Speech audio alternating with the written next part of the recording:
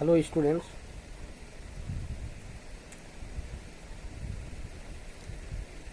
how are you?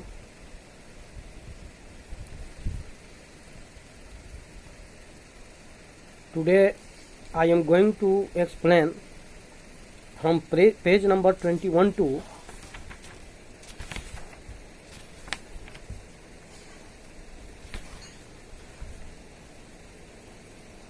28.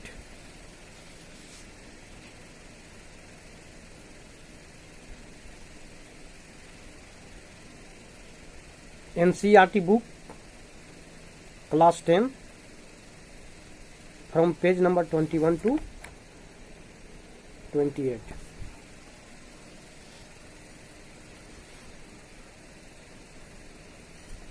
And today the first chapter will be completed.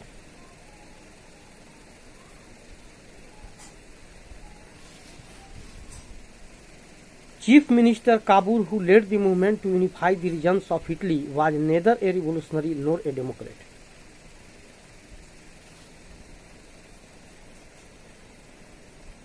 Students, today I am going to teach you how Italy was unified, and in the unification of Italy, what was the role of Chief Minister Kabul?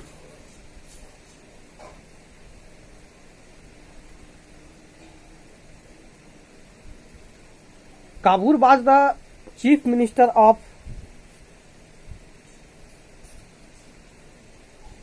King Victor Emmanuel II. King Victor Emmanuel II was the King of Sardinia Piedmont,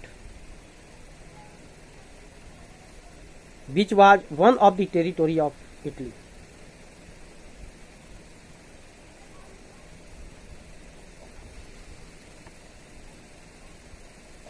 छात्रों, आज हम पढ़ने जा रहे हैं कि Italy के unification में, इटली के एकीकरण में चीफ मिनिस्टर काबूल की क्या भूमिका थी। काबूल विक्टर इमैनुअल सेकंड का चीफ मिनिस्टर था, उसका मुख्यमंत्री था, प्रधानमंत्री था, और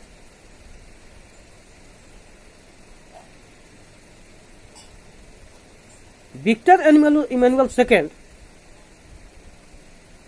सर्डेनिया पीडमोंट का राजा था। जैसा कि आप जानते हैं, इटली कई यूनियन टेरिटोरी में डिवाइडेड था। इटली कई टेरिटोरी में डिवाइडेड था। उन सारे टेरिटोरी में से एक टेरिटोरी था सर्डेनिया पीडमोंट, जो सबसे शक्तिशाली और ताकतवर टेरिटोरी था।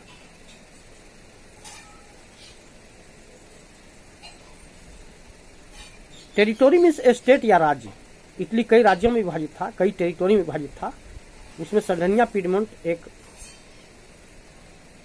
टेरिटोरी या एक स्टेट था, और उसका राजा था विक्टर इमैनुअल सेकंड, और काबूल उसका प्रधानमंत्री था। तो काबूल न तो कोई क्रांतिकारी था, neither he was a revolutionary nor a democrat. न तो वो एक क्रांतिकारी था और न ही वो कोई लोकतांत्रिक व्यक्ति था, डेमोक्रेटिक था। Like many other wealthy and educated members of the Italian elite, he spoke French much better than he did Italian. जैसे इटली के धनवान और शिक्षित लोग फ्रेंच लैंग्वेज बोलते थे, इटली में इटली लैंग्वेज कॉमन लैंग्वेज माना जाता था, इसलिए एलिट क्लास के लोग और एरिस्टोक्रेटिक सोसाइटी के लोग, जो एलिट और एरिस्टोक्रेटिक सोसाइटी से मतलब मेरा उन लोगों से है जो वेल्दी एंड एजुकेटेड थे, धनवान और शिक्षित थे, ऐसे लोग कॉमन लैंग्वेज इटालियन नहीं बोलकर बल्कि फ्रेंच लैंग्वेज ज्यादा बोलते थे। सोसाइटी में अपना स्टेटस मेंटेन करने के लिए फ्रेंच लैंग्वेज को वो ज्यादा यूज करते थे, क्योंकि फ्रेंच लैंग्वेज को ज्यादा स्टैंडर्ड लैंग्वेज माना जाता था। तो काबूर भी इटालियन से ज्यादा अच्छा फ्रेंच लैंग्वेज बोलता था। Through a tactful diplomatic alliance with France engineer by Cavour, Sardinia Piedmont succeeded in defeating the Austrian forces in 1859.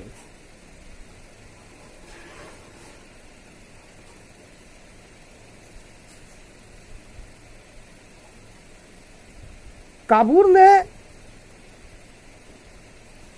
France के इंजीनियर के साथ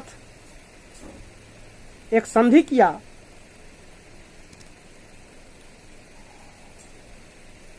और डिप्लोमेसी करके, कूटनीति करके 1859 में ऑस्ट्रिया को हरा दिया। Apart from regular troops, a large number of armed volunteers under the leadership of Giuseppe Garibaldi joined the fray.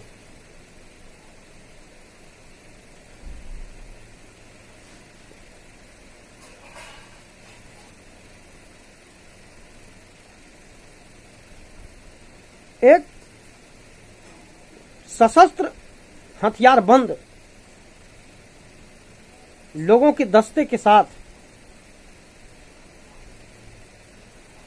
JCB Garibaldi काबूर के साथ मिल गया।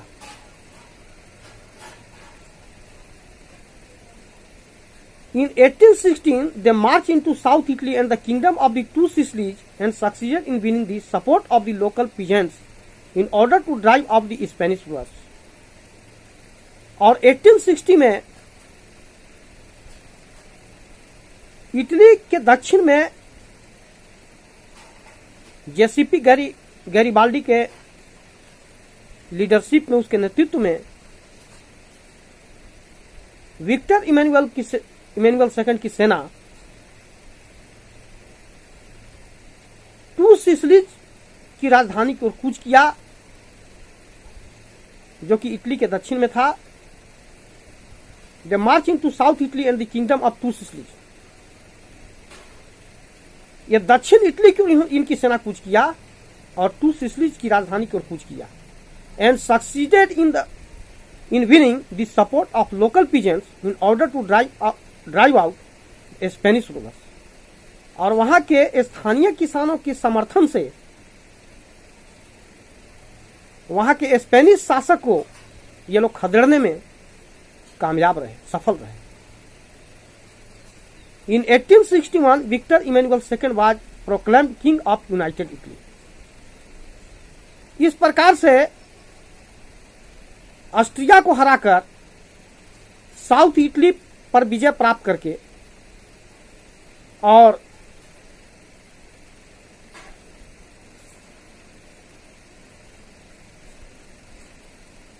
टू सिसिलीज की राजधानी को जीत कर उसके अपने अधीन करके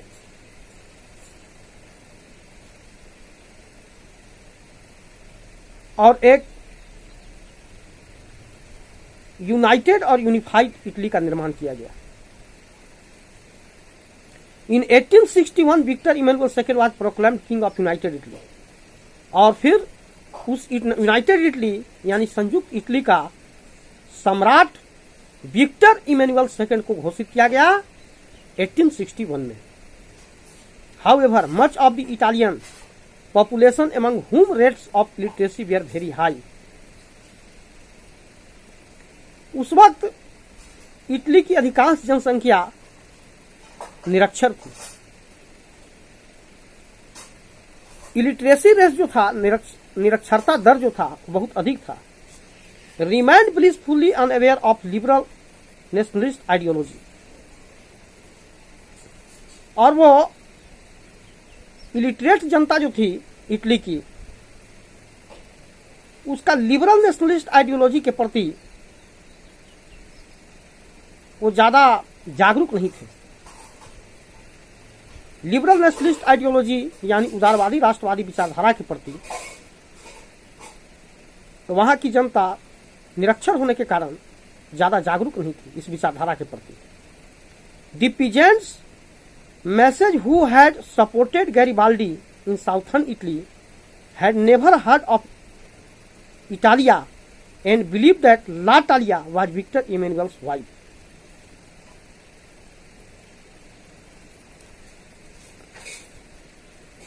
किसान जिन्होंने दक्षिण इटली में स्पेनिश शासकों को भगाने में, खदेड़ने में गैरिबाल्डी को सपोर्ट किया था, समर्थन किया था, उन्होंने इटालिया शब्द के बारे में कभी नहीं सुना था।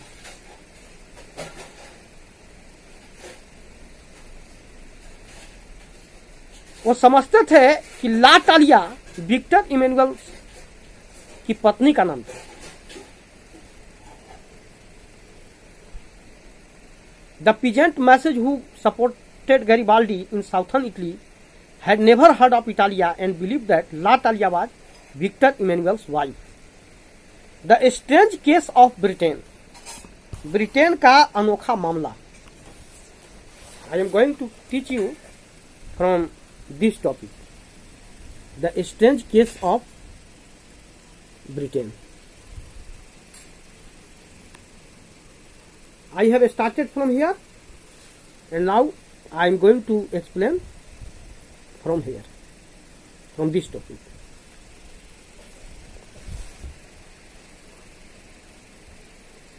The model of the nation or the nation state, some scholars have argued in Great Britain,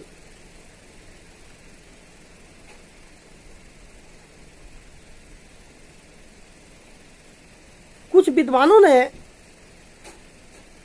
great Britain के निर्माण का विचार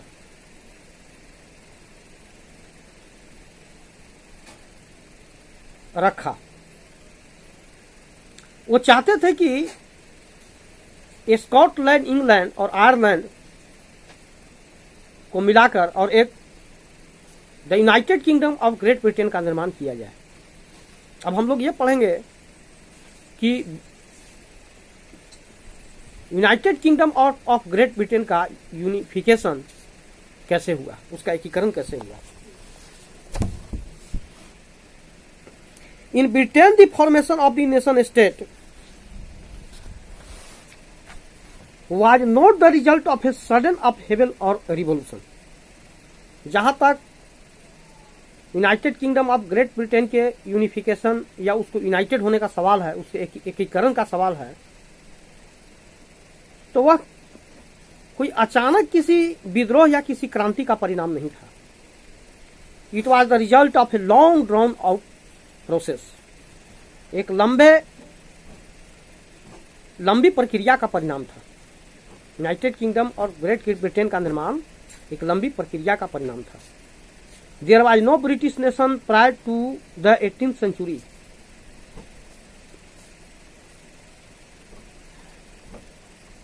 The primary identities of the people who inhabited the British Isles were ethnic ones such as English, Welsh, Scotch और Irish.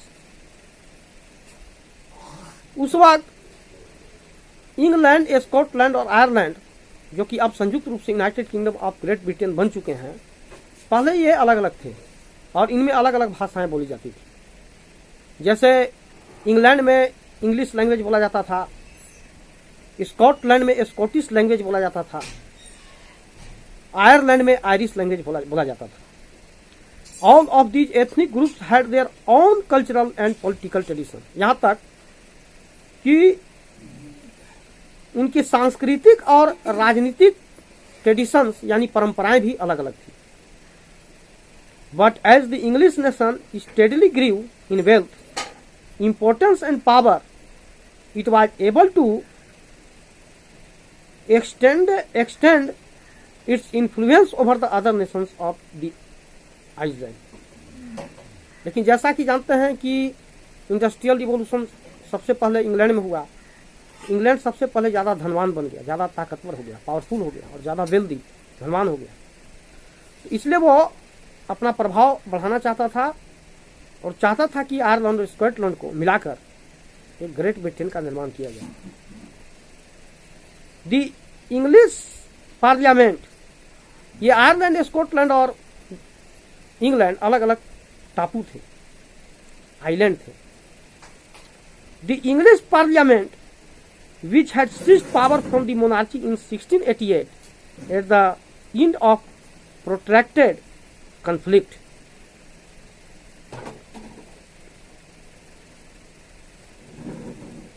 English parliament जहां पर monarchy system के power को seize कर लिया गया था, जब्त कर लिया गया था 1688 में, at the end of protracted conflict was the instrument through which a nation state with England as its centre came to be forced. वह इंग्लैंड वन नेशन स्टेट का निर्माण करना चाहता था और इसमें पार्लियामेंट के मेंबर की सहमति थी और ये स्कॉटलैंड आयरलैंड को मिलाकर वन नेशन स्टेट का निर्माण करना चाहते थे। The act of union 1707 between England and Scotland that resulted in the formation of the United Kingdom of Great Britain meant in effect that England was able to impose its influence on Scotland.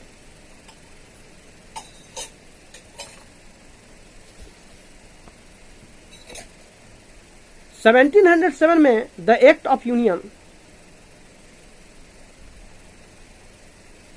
कानून बनाया गया और यह कानून England और Scotland की सहमति का परिणाम था। इसका परिणाम यह हुआ कि ये United kingdom of great Britain के निर्माण के लिए सहमत थे और इंग्लैंड का स्कॉटलैंड के ऊपर में प्रभाव ज्यादा था। The British parliament was henceforth dominated by its English members. The growth of a British identity meant that Scotland's distinctive culture and political institutions were systematically suppressed.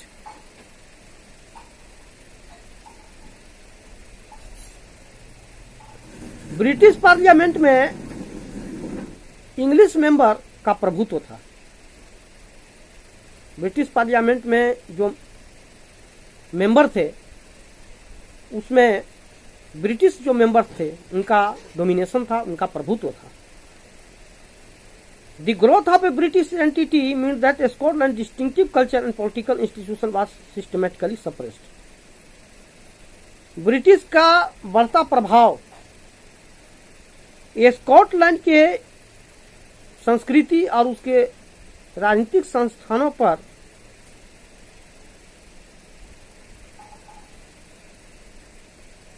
Systematically ढंग से अपना प्रभाव डाल रहे थे। The Catholic clans that inhabited the Scottish Highlands suffered terrible repression whenever they attempted to assert their independence.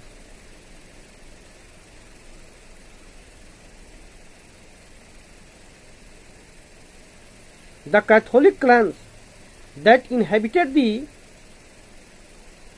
Scottish Highlands suffered terrible repression whenever they attempted to assert their independence.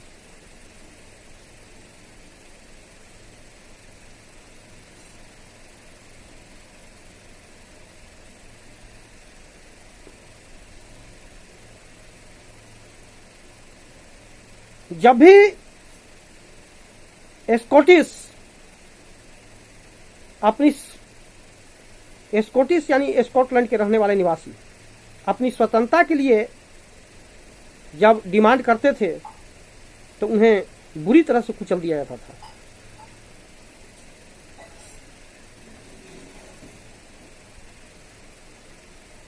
The Scottish Highlanders were forbidden to speak their Gaelic language or wear their national dress, and large numbers were forcibly driven out of their homeland.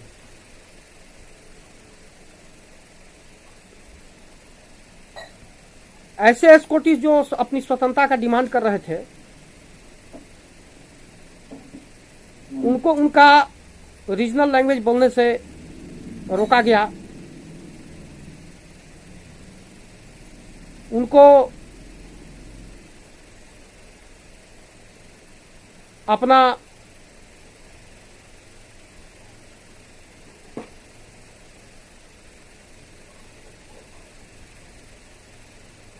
जो local dress था उसको पहनने से रोका गया और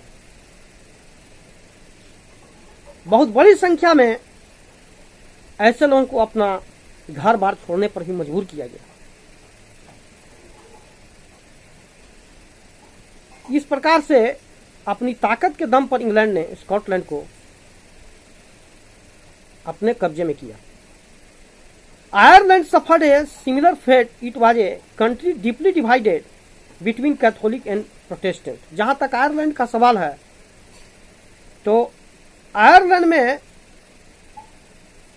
दो तरह के क्रिश्चियन धर्म को मानने वाले समूह थे, सोशल ग्रुप के लोग थे।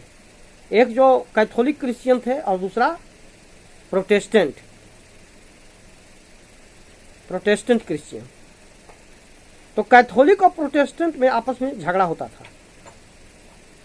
The English help the Protestants of Ireland to establish their domination over a largely Catholic country. England जो था वो प्रोटेस्टेंट लोगों को, आयरलैंड के जो प्रोटेस्टेंट क्रिश्चियन धर्म को मानने वाले जो सोशल ग्रुप के लोग थे, उनको इंग्लैंड मदद करता था, सहायता करता था, ताकि वो कैथोलिक क्रिश्चियन रिलीजन मानने वाले सोशल ग्रुप पर अपना डोमिनेशन यानी अपना प्रभुत्व कायम कर सके। एक्चुअली इंग्लैंड चाहता था कि आयरलैंड में कैथोलिक और क्रिश्चियन को आपस में लड़ाकर और उसे आयरलैंड को the United kingdom of great Britain में शामिल कर लिया गया। यही उसकी योजना थी, यही उसका प्लानिंग था। Catholic revolts against British dominance were suppressed.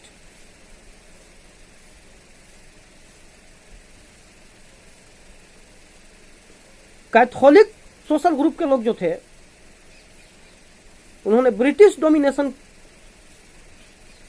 के खिलाफ, जो ब्रिटिश प्रभुत्व था और जिसके तहत उन्हें कुचला जा रहा था, प्रताड़ित किया जा रहा था, उसके खिलाफ उन्होंने रिवॉल्ट किया, विद्रोह कर दिया। After a failed revolt led by Wolfe Tone and his United Irishmen 1798, Ireland was forcibly incorporated into the United Kingdom in 1801.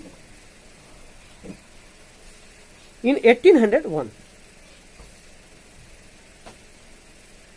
और कैथोलिक लोगों ने जो रिवॉल्ट किया, जो विद्रोह किया,